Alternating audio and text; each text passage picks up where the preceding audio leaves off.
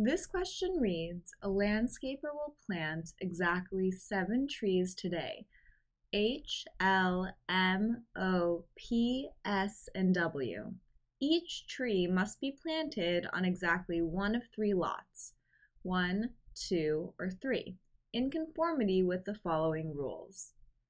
Okay, so we have our trees, H, L, M, O, P, S, and W, and they're going to be placed in 3 different lots, 1, 2, 3. We know that each tree must be planted on exactly one of the 3 lots, so a tree won't share a lot, and that's all we can get without the rules. So, rule number 1, the trees planted on one lot are the hickory, the oak, and exactly one other tree. Okay, so we're told that we have hickory, oak, and exactly one other tree as all the trees on one lot. Rule number 2, the maple is not planted on the same lot as the walnut. Okay, so that's easy enough. We know that maple and walnut won't be together in the same lot. Rule number 3, either the larch or the walnut, but not both, is planted on lot 1. Okay, so we're saying if L is not on 1, then W is on 1. If W is not on 1, then L is on 1. And this is our either or. Now we have to write our not both. So if L is in 1, then W is not in 1. Contrapositive, if W is in 1, then L is not in 1. So that's our not both. All right, rule number 3, either the maple or the oak, but not both, is planted on lot 2. Okay, so similar to rule number 3, we're saying if M is not in lot 2, then O is in lot 2. If O is not in lot 2, then M is in lot 2. So that's our either or. Now we have to write out our not both. If M is in lot 2, then O is not in lot 2. And if O is in lot 2, then M is not in lot 2. So that is our not both. And rule number 5, more trees are planted on lot 3 than on lot 1. Okay, so rule number 5, we know we have more trees on lot 3 than on 1. So if we were to draw out the distribution for lots 1, 2, and 3, we know we have 7 trees. We know lot 3 has to have more than 1. And we know from rule number 1 that we have one lot that has exactly 3 trees in it. So we could have 1, 3, 3, or we could have 2, 2, 3.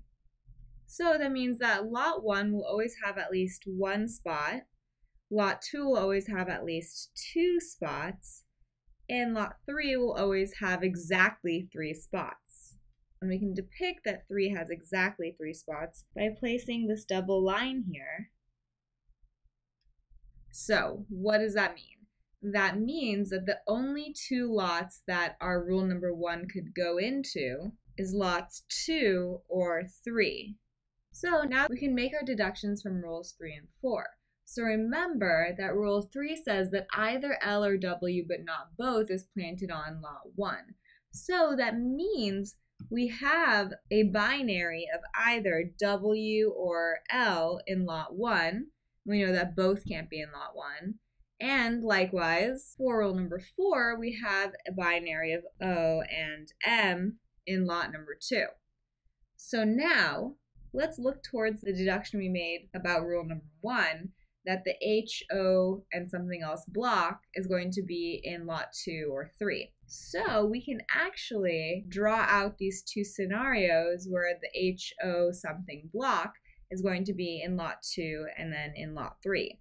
So we have our first option where we're placing our H, O, and then something in lot 2.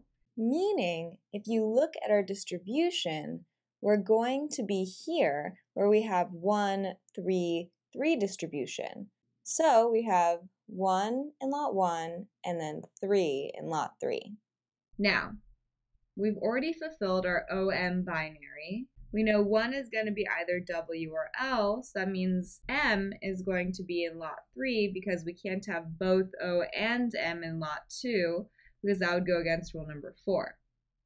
And that's all we know for this scenario. So now let's try putting our HO something block in lot 3. Okay, so we know from our distribution that we can either be in our 1, 3, 3 distribution or 2, 2, 3 distribution. So let's draw out another scenario so we can depict both of these. In our second scenario, we're going to be in our 1, 3, 3 distribution. And in our third scenario, we will be in our 2, 2, 3 distribution. So we know in our second scenario, we have a WL binary. Since O is in lot 3, M is going to be in lot 2. Likewise, in our third scenario, we have our WL binary. And again, M is going to be in lot 2. All right, so that's our rules, our setup, and our deductions. Let's go ahead and hit the questions.